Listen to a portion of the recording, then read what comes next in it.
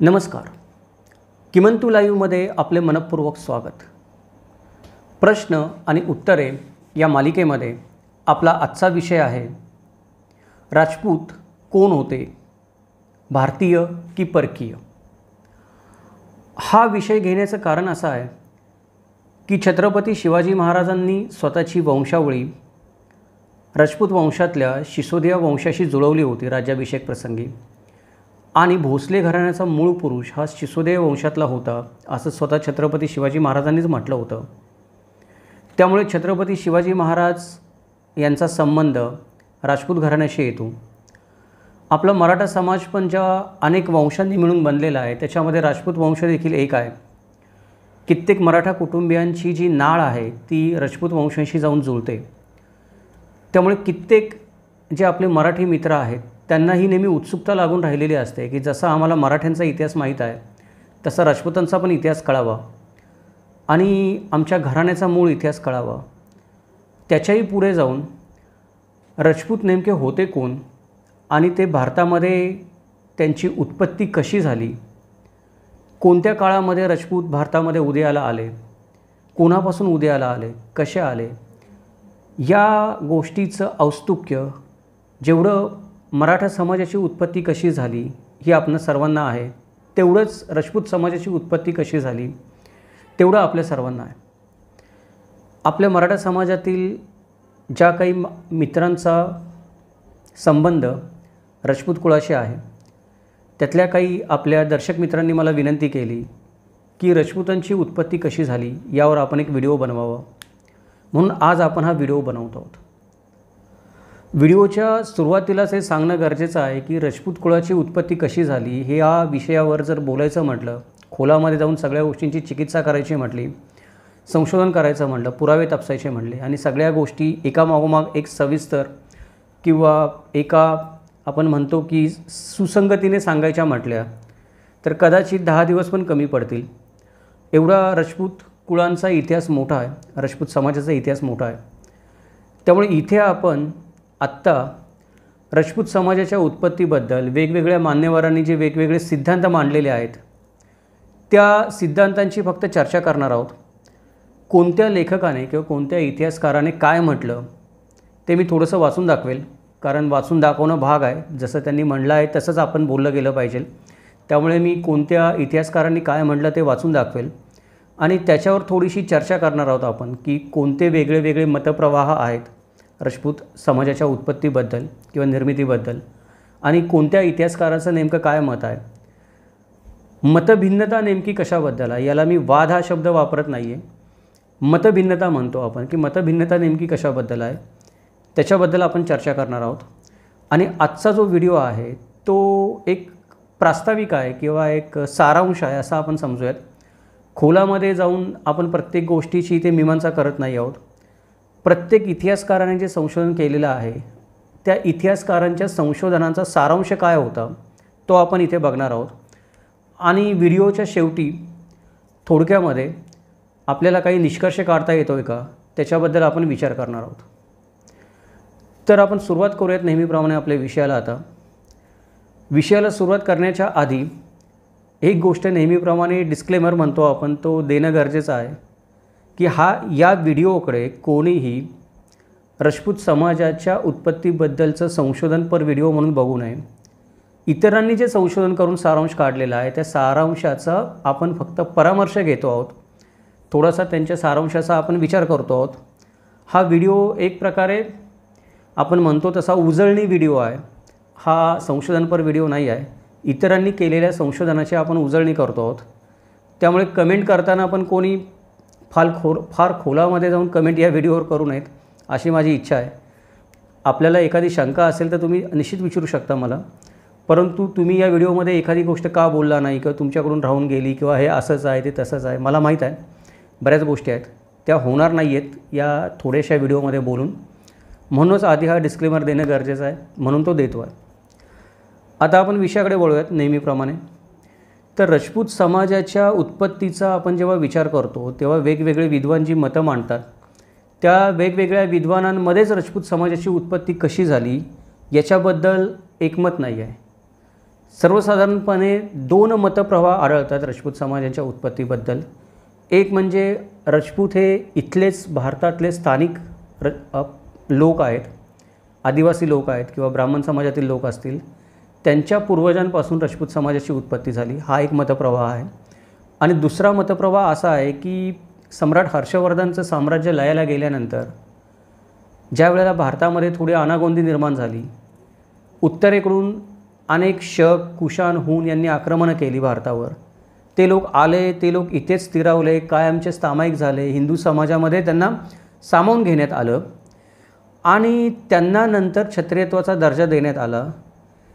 क्षत्रियत्वाचा दर्जा मिळाल्यानंतर या आक्रमकांनी स्वतःला आपण क्षत्रिय घराण्यातून असल्याचा दावा केला आणि स्वतःला कोणत्या ना कोणत्या क्षत्रिय वंशाशी, सूर्यवंशाशी किंवा चंद्रवंशाशी जोडून घेण्याचा प्रयत्न केला आणि ते क्षत्रिय म्हणून पूर्णपणे इथे सामावून गेले. असा एक मतप्रवाह आहे.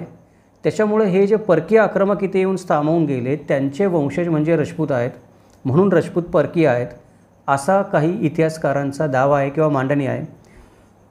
सांगायला काही हरकत नाही की यातले भरपूर इतिहासकार आहेत ते परकीयच आहेत, म्हणजे भारतीय इतिहासकार नाही आहेत.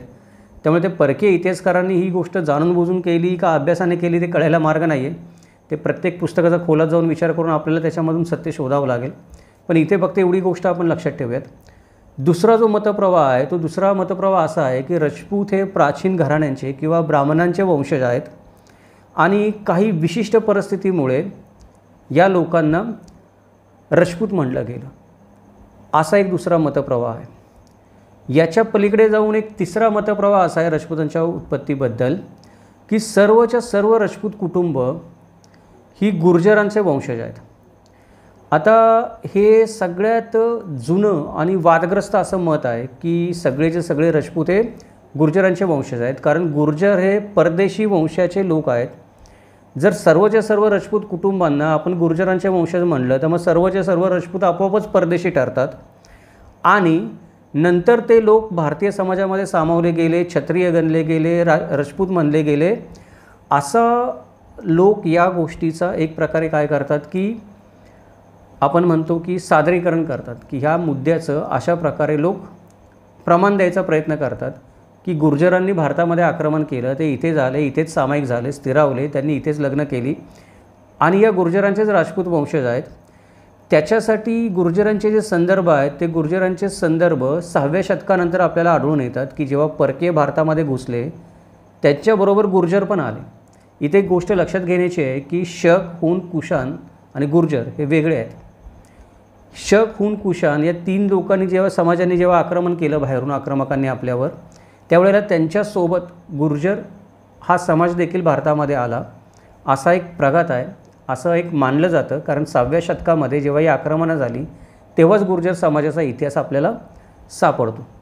मग आता ही गोष्ट सिद्ध करायला पाहिजे की राजपूत जर गुर्जरांचे वंशज आहेत तर गुर्जर नेमके कोण आहेत आणि ते आले कुठून, आणि गुर्जर जर परदेशी असतील तर राजपूत समाज परदेशी होत असेल तर मग गुर्जरांचं मूळ काय आहे हे शोधणं गरजेचं आहे. तर गुर्जरांचं मूळ काय याच्याबद्दल कनिंगहॅम या लेखकाने असं वर्णन केलेलं आहे किंवा कनिंगहॅम या लेखकाने असं म्हणलेलं आहे की गुर्जर हे कुशाणांचे वंशज होते. आणि त्याच्या पुढे जाऊन A.M.T. जॅक्सन नावाच्या एका व्यक्तीने असं म्हणलेलं आहे की खजारा नावाची एक जात 4थ्या शतकामध्ये आर्मेनियामध्ये वास्तव्याला होती. या खजारा जातीच्या लोकांनी हुनांनी ज्या वेळेला भारतावर हल्ला केला त्यावेळेला त्यांनी हुनांबरोबर भारतामध्ये प्रवेश केला आणि 6व्या शतकाच्या सुमारास हे हूण लोक आणि खजारा लोक दोन्ही भारतामध्ये स्थायिक झाले. या खजारांना पुढे जाऊन भारतीय गुर्जर असं म्हणलं जाऊ लागलं. 9व्या शतकात पंजाबावर राज्य करणारा गुर्जरा राजा अला खानाच्या कारकिर्दीमध्ये या घटना घडल्याचं कलानाने कथन केलेलं आहे त्याच्या लिखाणामध्ये. म्हणजे आपल्याला कुठे नाही कुठेतरी या गोष्टीचा काय होतो थोडासा एक संदर्भ सापडतो की हे गुर्जर कोण आहेत, आले कुठून. पण हे खरोखर असंच घडलं असेल का? हे जे 2 लेखक म्हणतात की कनिंगहॅम आणि A.M.T. जॅक्सन हे म्हणतात ते खरं असेल का माहीत नाही. पण असा एक संदर्भ 2 लेखकांच्या लिखाणामध्ये आपल्याला सापडतो की त्यांनी अशा प्रकारे मांडणी केलेली आहे. गुर्जरांबद्दल दुसरा एक उल्लेख आपल्याला सापडतो तो असा की राजपुतानाचा एक भाग गुर्जरा प्रदेश म्हणून ओळखला जात होता त्या काळामध्ये. म्हणजे आज ज्याला आपण राजस्थान म्हणतो किंवा राजपुताना म्हणतो, त्या राजपुतानाचा एक प्रदेश गुर्जरा प्रदेश म्हणून ओळखला जात होता 9व्या शतकाच्या सुमारासमध्ये. आणि 10व्या शतकामध्ये आज जे गुजरात राज्य आहे त्याला गुर्जरा म्हणून ओळखलं जात होतं किंवा गुर्जरा म्हणून संबोधलं जात होतं. काही विद्वानांनी असं म्हणलेलं आहे की गुर्जरांनी अफगाणिस्तानामधून भारतामध्ये प्रवेश केला आणि भारताच्या विविध भागामध्ये ते स्थायिक झाले आणि हे गुर्जर हेच राजपुतांचे वंशज आहेत. आता सर्वात पहिल्यांदा ही गोष्ट लक्षात घ्या की इथे जे काही आहे ते मी माझ्या मनाचं काही एक सांगत नाही. याच्यामध्ये वेगवेगळे लेखकांनी जी मांडणी केली आहे त्या मांडणी मी तुमच्यासमोर सादर करतो आहे. वेगवेगळ्या लेखकांनी जी मतं मांडली ती मतं मी तुमच्यासमोर सादर करतो आहे. त्यामुळे कोणी या व्हिडिओमधून कृपया असा अर्थ काढू नका की मी म्हणतो आहे की राजपुतांची उत्पत्ती गुर्जरांमधून झाली. असं लिहिलं गेलं आहे, असं म्हटलं गेलं आहे. अशा प्रकारची मांडणी काही लोकांनी केली होती. मग काही लोक असं म्हणतात की इसवी सन 959च्या सुमारास राजोरा येथे एक दगडी शिलालेखावर विजयपालचा सरंजामदार मांथादेव गुर्जर प्रतिहार असे वर्णन केले आहे. मांथादेव गुर्जर प्रतिहार असे वर्णन केले आहे. यावरून असा एक निष्कर्ष काही लोकांनी काढला की प्रतिहार ही सुद्धा एक गुर्जरांचीच शाखा होती. चालुक्यांनी विशिष्ट प्रदेशाला गुजरात असं नाव दिलं. त्याचा अर्थ चालुक्य देखील गुर्जरच होते असा देखील अर्थ काही लोकांनी काढलेला आहे.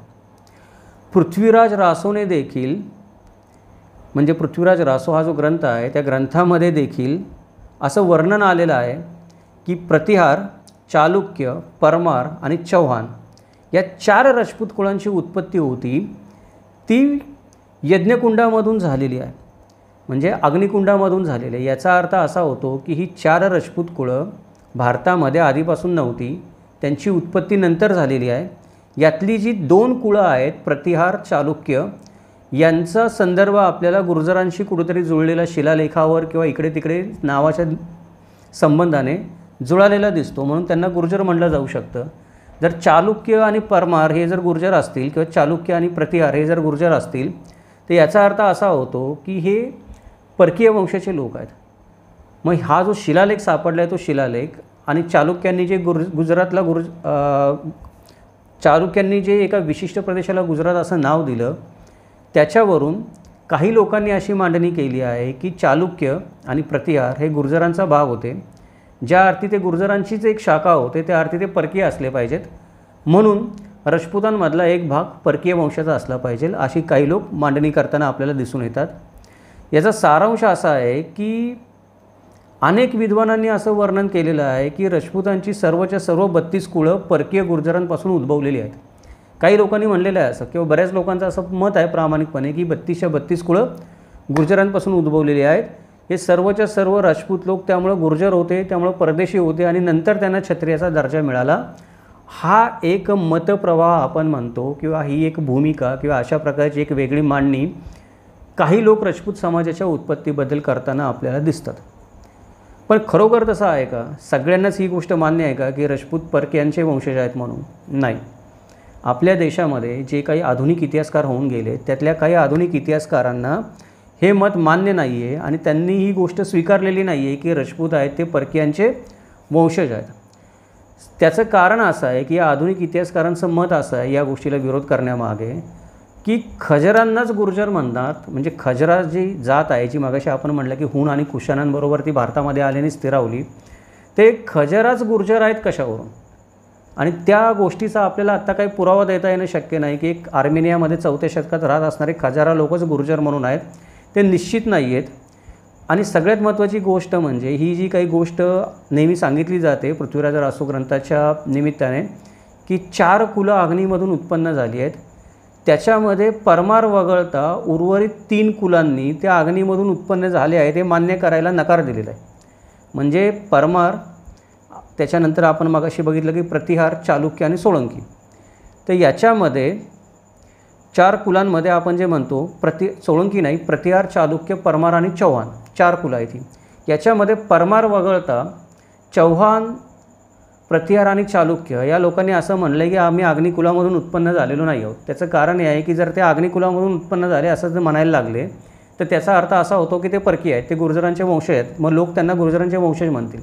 म्हणून या 3 कुलांनी काय केलेलं आहे, नकार दिलेला आहे की हे स्वीकारायला नकार दिलेला आहे. आणि त्याच्यानंतर ही 4 कुलं जर अग्नीमधून उत्पन्न झाले असतील किंवा अग्निवंशी कुळं होते असं म्हणायला कोणी म्हणत असेल तर या 4 कुळांमध्ये काहीतरी संबंध असले पाहिजे रक्ताचे. तर या 4 कुळांमध्ये रक्ताचे संबंध पण दिसून येत नाहीत असं आधुनिक इतिहासकारांचं मत आहे. त्याच्यामुळे परमार आणि चालुक्यांचा गुर्जरांशी काही एक संबंध नव्हता. पहिली गोष्ट, हे जे आधुनिक इतिहासकार म्हणतात ते मत आजकाल जास्त विश्वासार्ह मानलं जातं. म्हणजे ही 4 कुळं परदेशी कुळं नाही आहेत हे मत आजकाल आधुनिक इतिहासकारांनी जे पुरावे सादर केले त्यामुळे जास्त विश्वासार्ह मानलं जातं. अजून एक गोष्ट जेव्हा आपण राजपुतांचा उत्पत्तीचा विचार करतो तेव्हा लक्षात घ्यावी लागते ते म्हणजे मुस्लिम इतिहासकारांनी त्या काळामध्ये जे अरब लोकांनी भारतावर आक्रमण केलं होतं त्या लोकांनी ज्या नोंदी केल्या त्या नोंदीमध्ये राजपुतांबद्दल काय आढळून येतं. जर या गोष्टीचा व्यवस्थित तपास केला तर असं आढळून येतं की गुर्जर हे एक वंश होते असा उल्लेख कोणत्याही सुरुवातीच्या मुस्लिम रेकॉर्डमध्ये आढळून येत नाही. म्हणजे जर गुर्जर हे बाहेरून येऊन परदेशातून भारतामध्ये स्थिरावले असते आणि गुर्जर हा एकच वंश असता आणि जसं कनिंगहॅमने म्हणलं आहे किंवा बाकीच्या AMT जॅक्सन वगैरे बाकी लोकांनी म्हणलं आहे त्या पद्धतीने जर हे आर्मेनियामधून आलेले लोक होते, खजारा वंशाचे लोक होते, हे भारतामध्ये आले, भारतामध्ये स्थिरावले, ते एकाच वंशाचे लोक असते तर तो वंश कुठेतरी स्थिरावला असता, त्या वंशाचा कोणीतरी राजा असता किंवा वंशाची काहीतरी एखादी राजवट असती आणि त्या राजवटीची नोंद भारतावर आक्रमण करणाऱ्या दुसऱ्या आक्रमकांनी जसं मुस्लिम आणि अरब आक्रमकांनी घेतली असती आणि कुठेतरी त्याचा एखादा आपल्याला उल्लेख सापडला असता. पण मुस्लिम आक्रमकांच्या कोणत्याही नोंदीमध्ये गुर्जर हा एक वंश होता अशी नोंद कुठेही सापडत नाही. उलट विशिष्ट प्रदेशाला त्यांनी देखील गुर्जरा असं संबोधलेलं आहे. म्हणजे जसं वरती उल्लेख केला तसा की राजपुतानातल्या एका विशिष्ट प्रदेशाला गुजरा प्रदेश म्हणून नाव होतं. त्यानंतर गुजरातच्या पण आज ज्याला आपण गुजरात म्हणतो तो पण एक गुर्जरा प्रदेश म्हणून त्या काळामध्ये ओळखला जात होता आणि त्याची जी आपण म्हणतो की सिद्ध होतं किंवा त्याची अस्तित्व हे या मुस्लिम आक्रमकांच्या रेकॉर्डमध्ये जे सापडतं त्यावरून हे सिद्ध होतं की सप्रमाण सिद्ध होतं की असा कुठला तरी एक प्रदेश त्या काळामध्ये होता. आणि भारतामध्ये ज्या प्रदेशामध्ये लोक राहतात त्या प्रदेशावरून लोकांची नावं ठेवली जातात.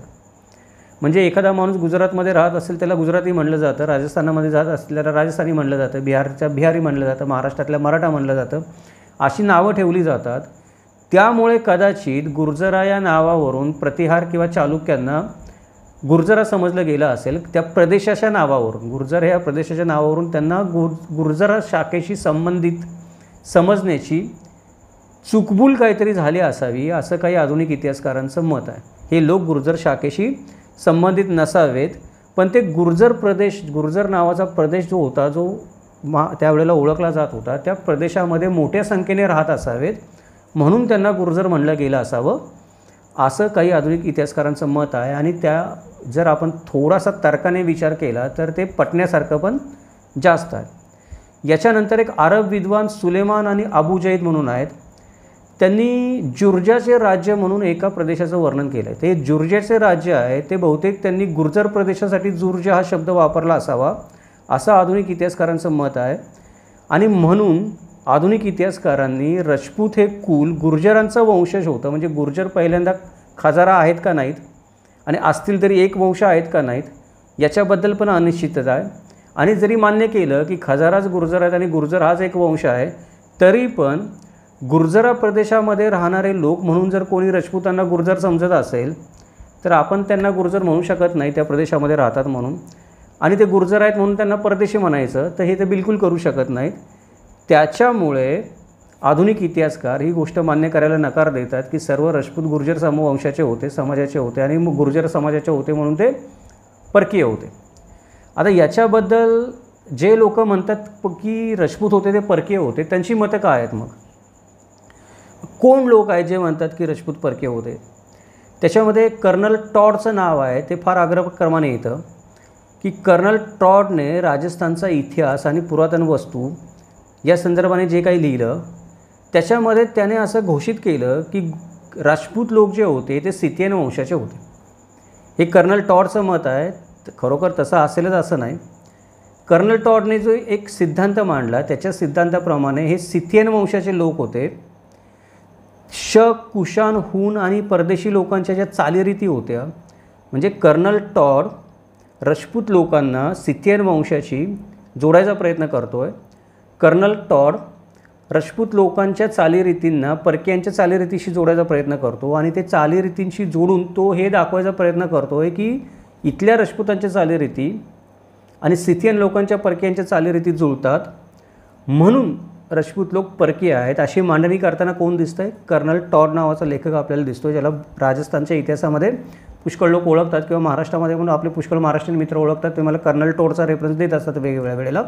तो कर्नल टॉड असं म्हणतो की शक, कुशाण, हून इत्यादी परदेशी लोकांच्या चालीरीती आणि राजपूत लोकांच्या चालीरीती याच्यामध्ये बरीच समानता आहे. उदाहरणच द्यायचं झालं म्हटलं तर अश्वमेध यज्ञ, घोड्याची आणि शस्त्रांची पूजा, समाजातील स्त्रियांचा दर्जा याच्यासारख्या प्रथा या परदेशी लोकांमध्ये आणि राजपूतान लोकांमध्ये समान आहेत, म्हणून राजपूत हे परकीयांचे वंशज आहेत असं मत आहे कर्नल टॉडचं. कर्नल टॉडसारखेच अजून बरेच काही परदेशी लेखक आहेत, त्यांची पण मतं मिळती जुळती आहेत की त्यांच्या मते राजपूत हे परकीयच आहेत, फक्त त्यांचा सिद्धांत वेगळा आहे. म्हणजे कर्नल टॉडचा सिद्धांत काय आहे की चालीरीती जुळतात म्हणून एक लोक राजपूत आहेत.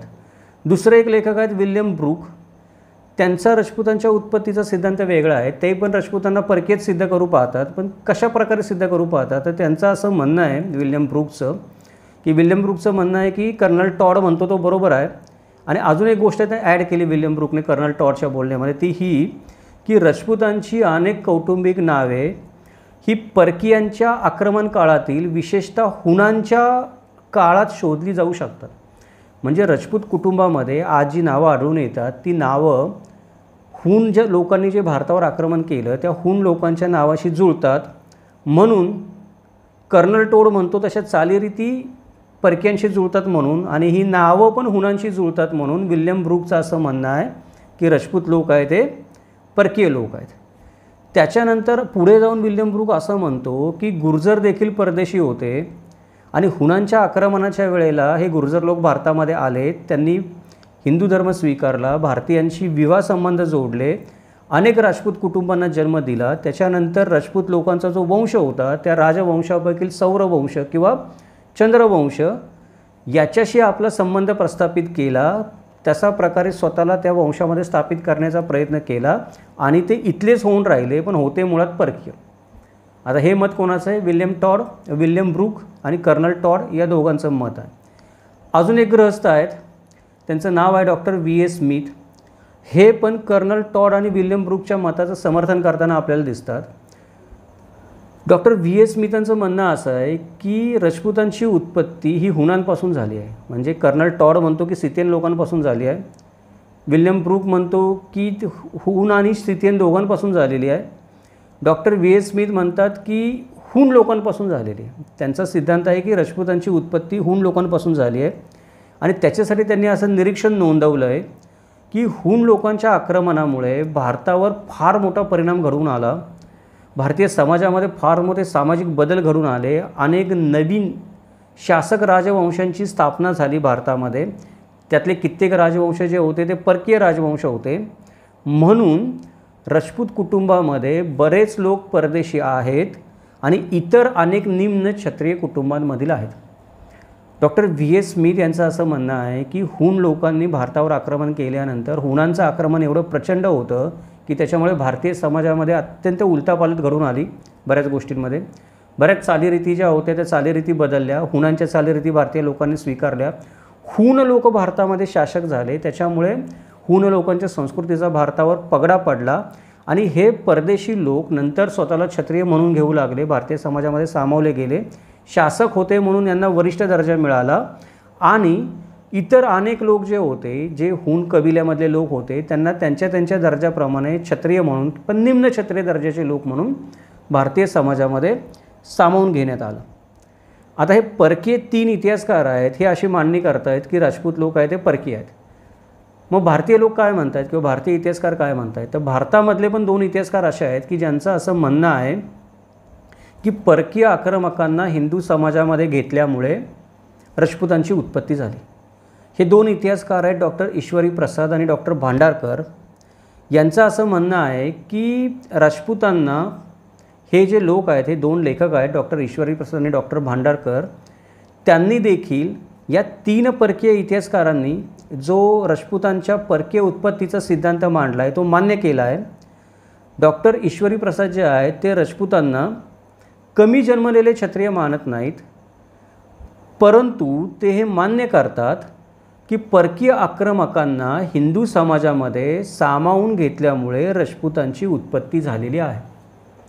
म्हणजे डॉक्टर ईश्वरी प्रसाद आणि डॉक्टर भांडारकर या 2 भारतीय इतिहासकारांच्या मते राजपूत जे आहेत ते कमी कुळामध्ये जन्मलेले क्षत्रिय नाही आहेत, पण परकीय आक्रमकांना भारतीय समाजामध्ये सामावून घेतल्याने त्यांच्यापासून उत्पत्ती झालेले लोक हे राजपूत आहेत, असं या 2 इतिहासकारांचं मत आहे.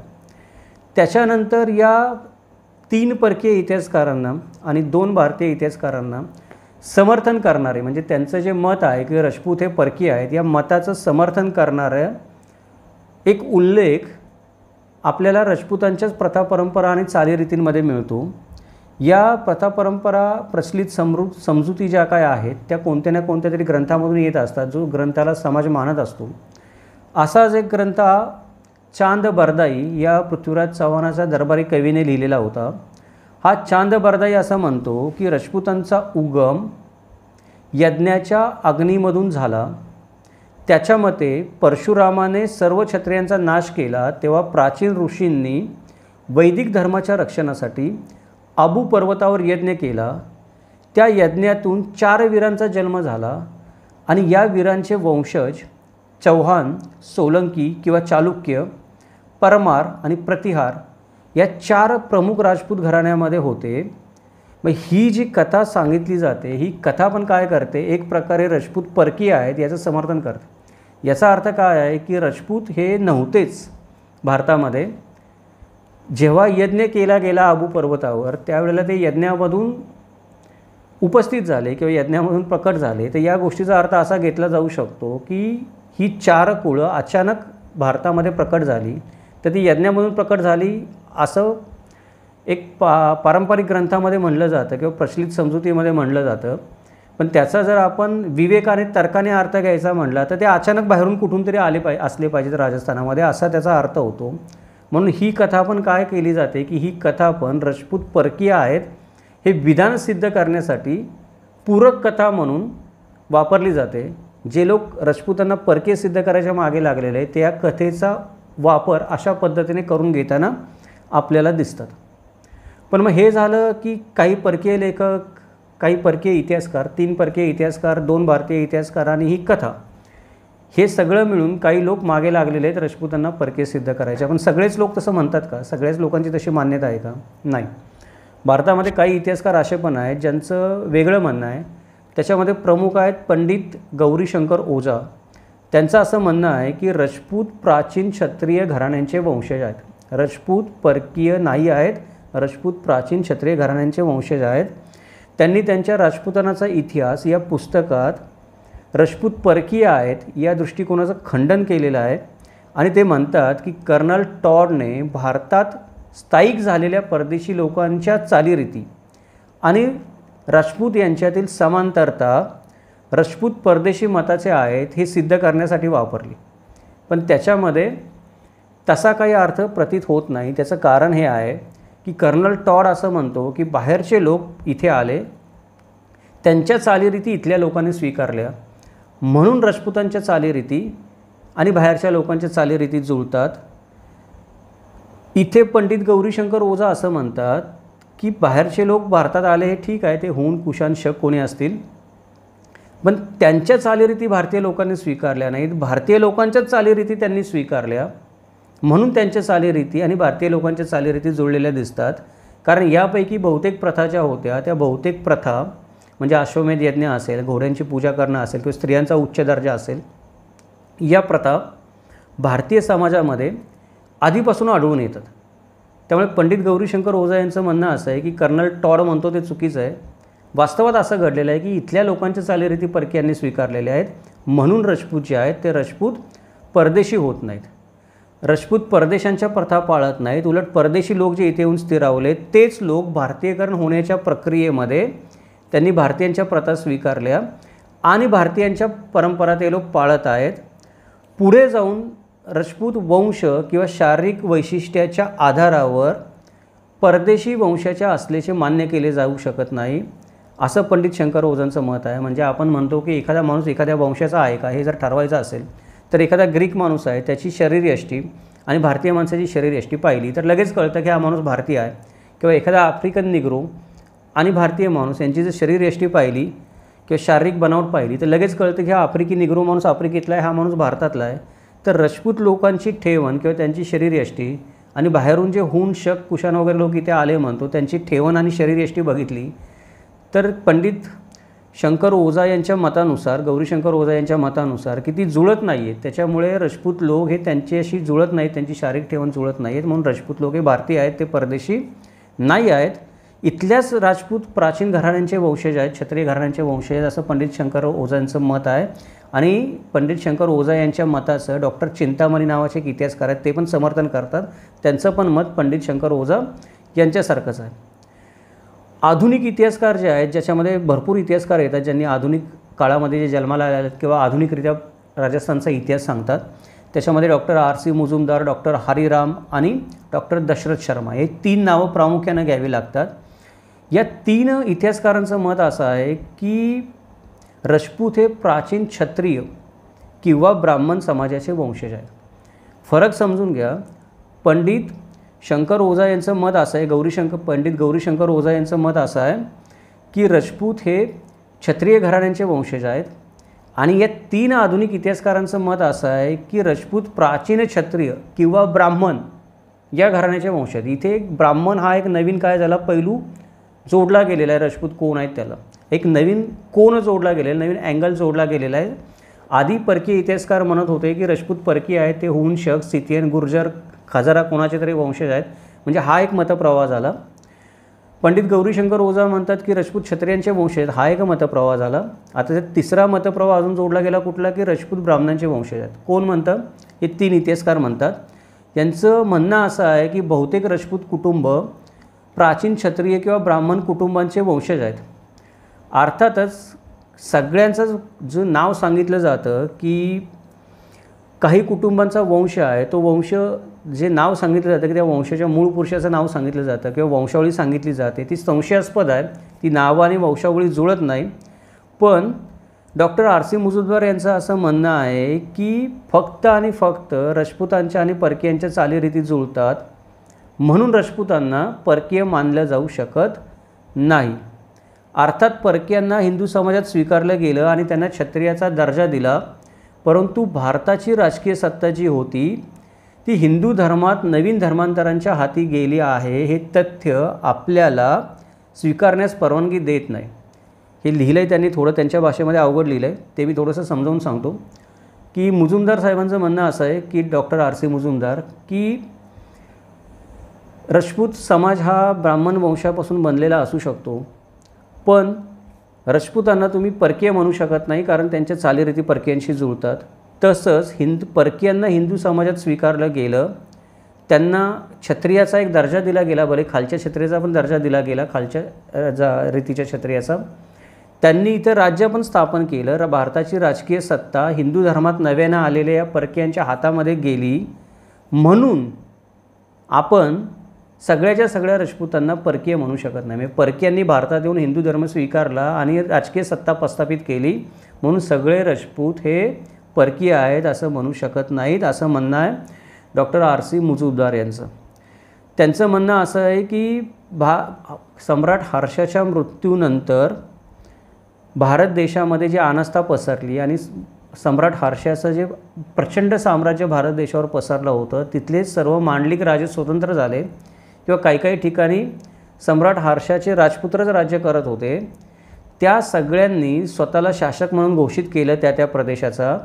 त्याच्यामुळे भारतामध्ये सम्राट हर्षानंतर जे क्षत्रिय राज्य करत होते ते सम्राट हर्षाच्या वंशाचे, मूळ भारतीय वंशाचे क्षत्रिय राजे होते, सगळेच्या सगळे परकीय राजे नव्हते. त्यामुळे सगळ्याच्या सगळ्या राजपूतांना किंवा सगळ्याच्या सगळ्या क्षत्रिय वंशातल्या लोकांना आपण परकीय म्हणू शकत नाही, सर्व राजपूतांना आपण परकीय म्हणू शकत नाही। आता याच्या समर्थनार्थ उदाहरण काय देतात ते लोक, की या मुद्द्याच्या समर्थनार्थ हे इतिहासकार आहेत, हे काय पुरावा देतात? हे इतिहासकार पुरावा आपल्याला देतात की राजपूत शब्दाचा उगम, म्हणजे राजपूत शब्दाचा उगम नेमका झाला कधी? तर राजपूत शब्दाचा उगम असं म्हणलं जातं की पुराण आणि बाणभट्टाच्या हर्षचरितात राजपूत हा शब्द क्षत्रिय राजांच्या मुलांसाठी वापरला गेला आहे। पुढे राजपुत्र या शब्दाची विकृती राजपूत झाली, त्याच्यामुळे राजपूत हे हिंदू क्षत्रिय समाजातील कुटुंबाचे वंशज होते। परंतु हे सर्व क्षत्रिय राजपुत्र हर्षाच्या मृत्यूनंतर स्वतंत्र राज्य स्थापन केले आणि ते स्वतःला राजपूत म्हणवत असत। म्हणजे पुरावा असा दिला जातो की पुराण आणि बाणभट्टाच्या हर्षचरितामध्ये राजपुत्र हा शब्द क्षत्रिय राजांच्या मुलांसाठी वापरला गेलेला आहे। पुढे या राजपुत्र या शब्दाचा विपर्यास होऊन राजपूत हा शब्द निर्माण झाला। त्यामुळे हे सर्व राजपूत राजे हे राजपुत्र होते, ते क्षत्रिय होते, ते आपोआपच सिद्ध होतं। आणि त्यातही मगाशी मी म्हटलं तसं की सम्राट हर्षाच्या मृत्यूनंतर त्याचे राजपुत्र जिथे जिथे राज्य करत होते ते स्वतंत्र झाले, स्वतःला स्वतंत्र राजे म्हणून घेऊ लागले आणि ते राजपुत्र या शब्दाचा विपर्यास होऊन थोडा राजपूत हा शब्द अस्तित्वामध्ये आला। अर्थात फक्त हे सम्राट हर्षाचं राज्य लयाला गेल्यानंतर स्वतंत्र झालेले स्थानिक क्षत्रिय राजेच राज्य करत नव्हते भारतावर। त्या काळामध्ये उत्तरेकडून भारतावर प्रचंड आक्रमणं झाली आणि भारतातल्या काही उत्तर पश्चिम आणि पश्चिम भागामध्ये या परकीय राज्यकर्त्यांनी देखील स्वतःची राज्य स्थापन केली। ते राजे पण नंतर मगाशी म्हटलं तसं कालांतराने हिंदू झाले, ते स्वतःला इतर क्षत्रिय राजांप्रमाणे राजपूत म्हणून घेऊ लागले। त्यांना स्वीकारलं पण गेलं राजपूत म्हणून, त्यांचं शौर्य आणि बाकीच्या गोष्टी बघता। त्यामुळं बहुतेक राजपूत कुटुंब ही भारतीय वंशाची असली तरी त्यातल्या काही कुटुंबांचा संबंध एखाद्या परकीय वंशाशी जुळू शकतो, याच्यामध्ये कुठल्याही इतिहासकाराला शंका नाही आहे। म्हणजे आपण हे मत पूर्णपणे खारिज करू शकत नाही की राजपूतांचे पूर्वज परकीय होते। काही लोकांचे तरी पूर्वज परकीय असणार 100%, कारण मोठ्या प्रमाणात परकीयांनी राजस्थानवर आणि गुजरातवर त्या प्रदेशमध्ये त्या काळामध्ये, आज आपण ज्याला राजस्थान आणि गुजरात म्हणतो, या प्रदेशावर त्या काळामध्ये मोठ्या काळासाठी राज्य केलेलं होतं आणि ते इथेच सामावले आणि इथल्याच जनजातीशी किंवा इथल्याच धर्माशी, इथल्याच संस्कृतीशी समरस होऊन गेले। इथून बाहेर कधी गेलेच नाहीत, ते इथेच राहिले। याचा अर्थ कुठे नाही कुठेतरी ते कोणाचे नाही कोणाचे तरी पूर्वज असणार आहेत, कदाचित काही राजपूतांचे देखील पूर्वज असतील, असा याचा अर्थ होतो। आता हे जे काही पृथ्वीराज रासोमध्ये म्हणलं आहे की अग्निकुंडातून 4 कुळं उत्पन्न झाली वगैरे, ही गोष्ट परकीय इतिहासकारांना जरी मान्य असली किंवा राजपूत परकीय आहेत म्हणून जे लोक मांडणी करतात ते वापरत असले आपल्या मुद्द्याच्या समर्थनार्थ, तरी आधुनिक इतिहासकारांना हा अग्निकुंडातून राजपूतांच्या उत्पत्तीचा सिद्धांत मान्य नाही। आधुनिक इतिहासकार असं म्हणतात की बहुतेक राजपूत हे हिंदू क्षत्रिय राजे होते किंवा ब्राह्मण कुटुंबांचे वंशज होते आणि मेवाडच्या गहिलोत राजपूत घराण्याचा खरा संस्थापक जो बाप्पा रावळ आपण म्हणतो त्यांना, हा ब्राह्मण होता, असं डॉक्टर R.C. मुजुमदारांचं म्हणणं आहे। हरिसेना गुर्जरा प्रतिहारा घराण्याचा संस्थापक जो होता हरिसेना नावाचा, तो पण ब्राह्मण होता असं म्हणतात ते। एक ब्राह्मण होता ज्याची एक पत्नी क्षत्रिय होती आणि दुसरी ब्राह्मण होती, असं चंदेला राजपूतांमध्ये काही ठिकाणी घडल्याचं सांगण्यात येतं। त्यानंतर चंद्रापासून जन्मलेल्या चंद्रत्रेय ऋषींचे चंदेला राजपूत हे वंशज आहेत, असं पण काही ठिकाणी लिहिल्याचं आपल्याला आढळून येतं। परमार आणि राजपूत क्षत्रिय हे राष्ट्रपूत कुटुंबातून असल्याचा दावा करतात, म्हणजे बदामीचे चालुक्य पण आहेत ते स्वतः क्षत्रिय असल्याचा दावा करतात। म्हणजे हे लोक स्वतःला भारतीय वंशाशी जोडू पाहत आहेत आणि इतिहासकार पण त्यांना भारतीय वंशाशी जोडू पाहत आहेत। होते का नव्हते आपण सांगू नाही शकत, पण ही अशा प्रकारची एक मांडणी काही लोक करतात। त्याच्यामध्ये डॉक्टर दशरथ वर्मांचं पण नाव आहे की दशरथ वर्मा तर त्याच्या पुढे जाऊन म्हणतात, म्हणजे डॉक्टर R.C. मुजुमदार म्हणतात की काही घराण्यांचे संस्थापक ब्राह्मण असू शकतात। डॉक्टर दशरथ शर्मा असे म्हणतात की सर्वच महत्त्वाच्या घराण्यांचे संस्थापक राजपूतांचे काय होते, ब्राह्मण होते। त्यांनी मुजुमदारांच्या मताचं समर्थन तर केलंच आहे, पण प्राचीन शिलालेख आणि नाण्यांच्या आधारे यज्ञ, खड्ड्यांची कथा आणि टॉडने जसं राजपुतांच्या परकीय उत्पत्तीचा एक सिद्धांत मांडलेला आहे, या दोन्ही गोष्टी त्यांनी नाकारलेल्या आहेत. म्हणजे दशरथ शर्मा ती अग्निकुंडाची गोष्ट पण नाकारतात. दशरथ शर्मा ती कर्नल टॉडने सांगितलेली सिथियन वंश आणि समान चालीरीतींची गोष्ट पण नाकारतात. त्याच्याबरोबर फक्त दशरथ शर्मा नाहीत, V.S. स्मिथ, भांडारकर इत्यादी लोक जे आहेत त्यांनी चव्हाण, गुहिलोत, पल्लव, कदंब, प्रतिहार, परमार यासारख्या राजपुतांच्या सर्व महत्त्वाच्या घराण्यांचे संस्थापक ब्राह्मण होते असं मांडायला सुरुवात केलेली आहे. किंवा त्यांचं म्हणणं आहे, त्यांचा विश्वास आहे की ही जी आत्ता मी नावं घेतली, चव्हाण, गुहिलोत, पल्लव, कदंब, प्रतिहार, परमार, अजून पण बाकीचे कोणी त्यांचे संस्थापक हे ब्राह्मणच आहेत अशी मांडणी डॉक्टर दशरथ शर्मा करताना दिसतात. मग आता झालं काय आहे शेवटी, आपण एक विचार करू शकतो की आपण सारांश म्हणून आता या व्हिडिओच्या सुरुवातीला विचार करूयात. आपण काय केलं की वेगवेगळ्या लेखकांनी, वेगवेगळ्या इतिहासकारांनी मांडलेली गुंतागुंतीची मतं आपण समजून घेतली आत्ता, की कोण काय म्हणतं, कोण काय म्हणतं. सगळ्याच इतिहासकारांची एकवाक्यता होत नाही आहे राजपूत कोण आहेत. तर सारांश असा आहे की नेमकं त्यावेळेला काय घडलं असावं याचा जर विचार केला तर आपल्या असं लक्षात येतं की सम्राट हर्षाच्या साम्राज्याचा अंत झाल्यानंतर भारतामध्ये एक अशांत आणि अस्थिर अशी राजकीय परिस्थिती निर्माण झाली. आणि नेमक्या या अशांत आणि अस्थिर राजकीय परिस्थितीमध्येच उत्तरेकडून अरब आणि तुर्कांनी हल्ले करायला सुरुवात केली. त्याच्यामुळं इथे जे काही क्षत्रिय राज्य करत होते त्यांचं राज्यपाठ आपण जो म्हणतो, राज्यपाठ म्हणतो किंवा त्यांची राज्य म्हणतो, ती धोक्यामध्ये आली.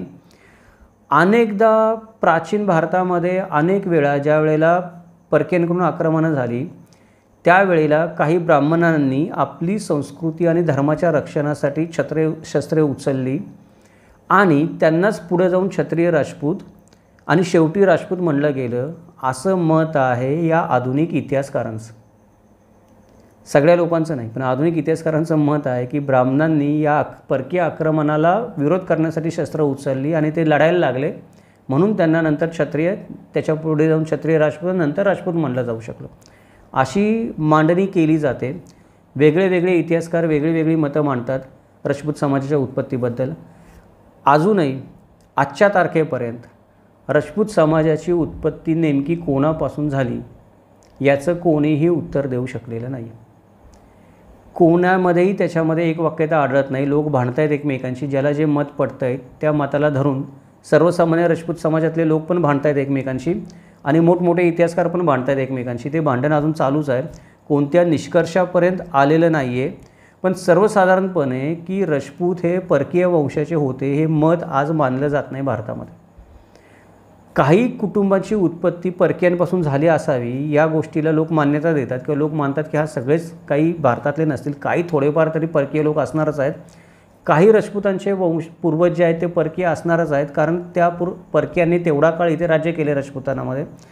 पण सगळेच राजपूत परकीय आहेत याच्यावर आजकाल भारतामध्ये कोणी विश्वास ठेवला जात नाही, असं मत पाळलं जात नाही. मग म्हणलं काय जातं की म्हणलं असं जातं त्याच्या विरोधामध्ये की बहुतेक राजपूत हे भारतातल्या आदिवासींमधून आलेत किंवा ब्राह्मण होते किंवा क्षत्रिय होते त्यांच्यामधून आलेत. मग हे पण मत आहे, हे जास्त लोक मान्य करत नाहीत. राजपूत आदिवासींमधून आलेत म्हणलं की मग राजपूत समाजातले काही लोक ते मत मान्य करत नाहीत. काही लोकांचा राजपूत ब्राह्मण होते म्हणायला आक्षेप आहे. काही लोकांचा राजपूत क्षत्रिय होते तर कुठले क्षत्रिय होते हे लोक प्रश्न विचारतात. सगळा एक प्रकारचा गोंधळ झालेला आहे याच्यामध्ये. आणि आपण जे म्हणतो की कधीकधी इतिहासकारांमध्ये पण गोंधळ होतो, त्याचं कारण हे आहे की त्या काळातली तत्कालीन आपल्याला ऐतिहासिक कागदपत्रं आज काय उपलब्ध नाही आहेत. माझं जर मत कोणी विचारलं, आपण आता हा व्हिडिओ बनवला आहे मी, आणि तुम्ही जर मला माझं मत विचारलं की ह्या सगळ्या गोंधळावर तुमचं मत काय, तर माझं एक सरळ एक छोटंसं मत आहे. म्हणजे माझं मत असं मी म्हणत नाही की मी म्हणतो तेच खरं आहे, प्रत्येकाची वेगवेगळी मत आहे. तसं माझं पण एक मत तयार झालेलं आहे या सगळ्या गोष्टी ऐकल्या वाचल्यानंतर. तर मी माझं मत सांगतो, कृपया मी म्हणतो ते सत्य आणि शेवटचं अंतिम सत्य आहे असं समजून कमेंट करू नका कोणी. हा एक अंदाज आहे, जसे लोक अंदाज बांधत आहेत तसा आपण पण एक अंदाज बांधतो या सगळ्या गोष्टी वाचल्यानंतर. मला असं वाटतं की काही गोष्टी आहेत त्यातल्या काही गोष्टी आपल्याला मान्य करता येतील आणि हा गोंधळ कशामुळे झाला ते पण आपल्याला ठरवता येईल. हा गोंधळ झाला त्याचं कारण हे आहे किंवा अजून पण होतो आहे त्याचं कारण हे आहे की शिवछत्रपतींच्या काळातली जशी ऐतिहासिक दस्तावेज पत्र असतील, काही न्यायनिवाडे असतील, त्याच्यानंतर शिलालेख असतील, ऐतिहासिक समकालीन ग्रंथ असतील त्या काळामध्ये लिहिलेले आपल्याला उपलब्ध आहेत. आणि ते फक्त छत्रपती शिवाजी महाराजांबद्दल मराठीमध्ये लिहिलेले उपलब्ध नाही आहेत, फारसी आणि पोर्तुगीज डच भाषेमध्ये लिहिलेले पण उपलब्ध आहेत. त्यामुळे आपण काय करू शकतो की त्या विषयाच्या गुंत्याच्या शेवटी जाऊ शकतो आणि काहीतरी निष्कर्ष काढू शकतो की ही गोष्ट अशीच झाली. राजपूत कोण आहेत हा गुंता सोडवता येणं अवघड झालं आहे. त्याचं कारण हे आहे की या गोष्टी घडतात 6व्या शतकापासून, 4थ्या शतकापासून, 6व्या शतकापासून ते 12व्या शतकापर्यंत. आणि त्या कालखंडातले ज्याला आपण ऐतिहासिक समकालीन दस्तावेज म्हणू किंवा ती एखादा असं दस्तावेज म्हणू की ज्याच्यावर डोळे झाकून विश्वास ठेवता येईल की हा खरा पुरावा आहे, असा कुठलाच ग्रंथ उपलब्ध नाही आहे. दुर्दैवाने आपल्याला भरवसा ठेवावा लागतो काव्यग्रंथांवर, जी काव्य त्या काळात लिहिली ती, लोककथांवर, प्रचलित समजुतींवर आणि अजून कोणी काही परक्यांनी लिहिलं असेल तर त्याच्यावर. त्याच्यामुळं या सगळ्या गोंधळामध्ये अजूनच भर पडते. या गोष्टी इतिहासाची संसाधनं होऊ शकत नाहीत, हे फक्त माहिती देणारे संदर्भ होऊ शकतात. आणि ते संदर्भ पण सगळे परस्पर विरोधी असल्यामुळं आणि समकालीन ऐतिहासिक दस्तावेजांचा अभाव निर्माण झाल्यामुळं राजपुतांची उत्पत्ती नेमकी कशी झाली त्याच्या कुठल्या निष्कर्षावर येणं इतिहासकारांना आणि सर्वसामान्य राजपूत जनतेला पण शक्य होत नाही. पण काही गोष्टींबद्दल मात्र एकमत होऊ शकतं असं मला वाटतं. ती गोष्ट अशी आहे की गुर्जर जे आहेत ते परकीयच आहेत, याच्यावर सर्व इतिहासकारांचं एकमत आहे. म्हणजे कोणी असं म्हणत नाही की गुर्जर भारतीय होते. गुर्जर हे भले ते खजारा नसतील आर्मेनियामधून आलेले, पण ते बाहेरूनच भारतामध्ये आलेले आहेत, याच्यावर सर्व इतिहासकारांचं एकमत आहे. राजपुतांची उत्पत्ती गुर्जरांपासून झाली का नाही तो वादाचा विषय आहे किंवा तो चर्चेचा विषय. त्याच्याबद्दल भरपूर आपण म्हणतो तसे दावे प्रतिदावे लोक करतात, भरपूर मतांतर आहेत, मतभिन्नता आहेत. पण गुर्जर बाहेरून आले ही गोष्ट मात्र सर्व इतिहासकारांचं त्याच्यावर एकमत आहे. काही लोक जसं म्हणतात की राजपूत हे सम्राट हर्षाचे राजपुत्र आहे, जे त्या ठिकाणी राज्य करत होते, हे स्थानिक भारतीय होते. तर ही गोष्ट पण आपण मान्य करू शकतो की असं होणार नाही की सम्राट हर्षाचं राज्य लयाला गेल्यानंतर त्याचे सर्व वंशज किंवा त्याचे सर्व मांडलिक राजे किंवा त्याच्या हाताखाली काम करणारे सरंजामदार सगळे लगेच नाहीसे होतील. राज्याचं जरी पतन झालं, साम्राज्याचं जरी पतन झालं, तरी हे लोक त्या त्या स्थानिक ठिकाणी राज्य करतच असतात. त्यांचं लगेच पतन होत नाही किंवा ते लगेच नाहीसे होत नाहीत. म्हणजे विजयनगरचं साम्राज्य नाहीसं झाल्यानंतर पण किंवा ती लढाई तालिकोटाची झाल्यानंतर पण जवळजवळ पुढची 100 वर्षे विजयनगरच्या साम्राज्याचे मांडलिक असणारे राजे कुठं नाही कुठंतरी राज्य करत होते. तसं हर्षाचं साम्राज्य लयाला गेल्यानंतर सर्व लगेच भारतातले क्षत्रिय लयाला जातील असं होणार नाही. काही हर्षाचे राजपुत्र असतील किंवा काही हर्षाचे सरदार सेनापती अजून मांडलिक राजे असतील, ते त्या त्या ठिकाणी राज्य करतच असणार आहेत. आणि त्यांना जर आपण क्षत्रिय म्हणत असू तर त्यांच्यापासून राजपुतांची उत्पत्ती झाली असं जर कोणी म्हणत असेल तर ते मत नाकारलं जाऊ शकत नाही.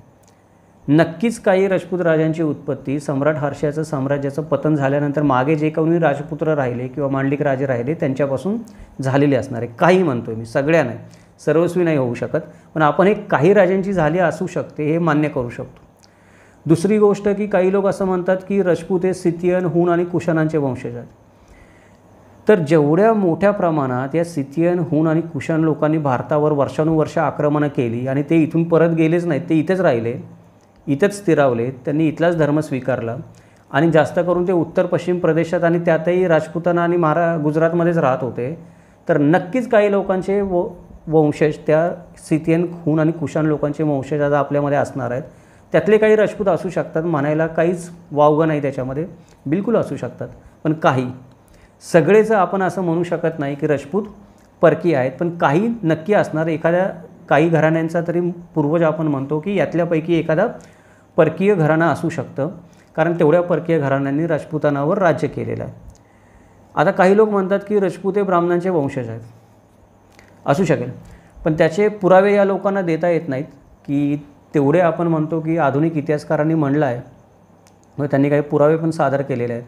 पण जसा दावा डॉक्टर दशरथ शर्मा करतात की सगळ्यात जवळपास राजपूत घराण्यांचे पूर्वज ब्राह्मण होते आणि त्यांचे मूळ संस्थापक ब्राह्मण होते, सगळेच ब्राह्मण होते मान्य करता येणार नाही. काही ब्राह्मणांनी जसं डॉक्टर आर सी मुजुमदार म्हणतात तशी शस्त्र उचलली पण असतील परक्यांच्या विरोधात लढायला. काही ब्राह्मणांनी त्यांची स्वतःची राज्य स्थापन पण केली असतील. त्यामुळं काही ब्राह्मण हे पुढे जाऊन राज्य स्थापन केल्यानंतर आणि ते राज्य स्थिरवल्यानंतर त्यांना क्षत्रिय म्हणलं जाऊ लागलं असेल आणि ते परत राजपुतांमध्ये परावर्तित झाले असतील, हे मानायला वाव आहे, असं होऊ शकतं. पण काही सगळे नाहीत. जसा दावा करतात तसे सगळेच्या सगळे राजपूत घराण्यांचे वंशज ब्राह्मण होऊ शकणार नाहीत काही कारणाने. काही लोक म्हणतात की राजपूत हे स्थानिक आदिवासींचे वंशज आहेत, असू शकतात. सगळेच्या सगळे राजपूतांचे आपण जर शरीरयष्टी बघितली किंवा त्यांची जनुकीय रचना बघितली तर एकसारखी नाही आहे. काही राजपूत आहेत ते वेगळ्या शरीरकाठीचे आहेत, अंगकाठीचे आहेत. काही राजपूत आहेत ते वेगळ्या त्यांच्या गुणवत्तेचे आहेत, त्यांच्यामध्ये वेगळ्या चालीरीती परंपरा आहेत. राजपूत समाजामध्ये पण सगळी 32 कुळं आपण म्हणतो, पण सगळे काही एकसारखे नाही आहेत. त्यामुळे त्यातला एखाद्या कुळाचा संबंध किंवा त्या 32 कुळाच्या बाहेर पण कोणी स्वतःला राजपूत म्हणून घेत असेल तर त्याचा संबंध स्थानिक आदिवासी जमातीशी असू शकतो. त्यामध्ये काही त्यांनी कमीपणा वाटायचं कारण नाही, पण काही लोकांना कमीपणा वाटतो. पण एखाद्या तरी राजपूत समाजाचा किंवा राजपूत कुळाचा संबंध लागू शकतो आदिवासी समाजाशी. ते आदिवासी कुळातून आलेले असू शकतात, इथल्या स्थानिक भारतीय. त्यामुळे तीही गोष्ट होऊ शकते.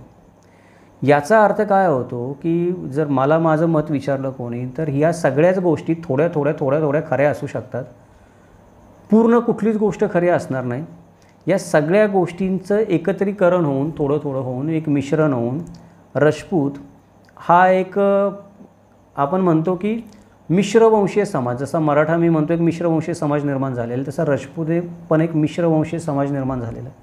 सगळेच राजपूत परकीय नाही आहेत, सगळेच राजपूत भारतीय नाही आहेत, सगळेच राजपूतांचे पूर्वज ब्राह्मण नाही आहेत, सगळ्याच राजपूतांचे पूर्वज क्षत्रिय नाही आहेत, सगळेच राजपूत काय आदिवासींपासून निर्माण झालेले नाही आहेत आणि सगळेच राजपूत गुर्जर तर बिलकुल नाही आहेत. याचा अर्थ असा होतो की थोडे सगळे विविध काळामध्ये एकत्रित येऊन राजपूत आज आपण ज्याला एक लढाऊ जमात म्हणून ओळखतो, प्रचंड स्वाभिमानी लढाऊ आत्मप्रतिष्ठा जपणारी जमात, ज्याचा भारताच्या इतिहासावर मोठा प्रभाव होता. किमान 6व्या शतकापासून 12व्या शतकापर्यंत 6 शतकं म्हणू शकतो की मोठा प्रभाव होता. तर हे सर्व लोक अशा मिश्र वंशातून निर्माण झाले असतील असं काहीतरी मिळती जुळती मांडणी आपण करू शकतो. आपण सगळ्याच लोकांनी हाताला पेटून राहायचं कारण नाही की मी म्हणतो तेच खरं. इतिहासकारांची गोष्ट वेगळी आहे, ते काही ना काही सिद्धांत मांडत असतात आणि एक त्या सिद्धांताला चिकटून राहत असतात.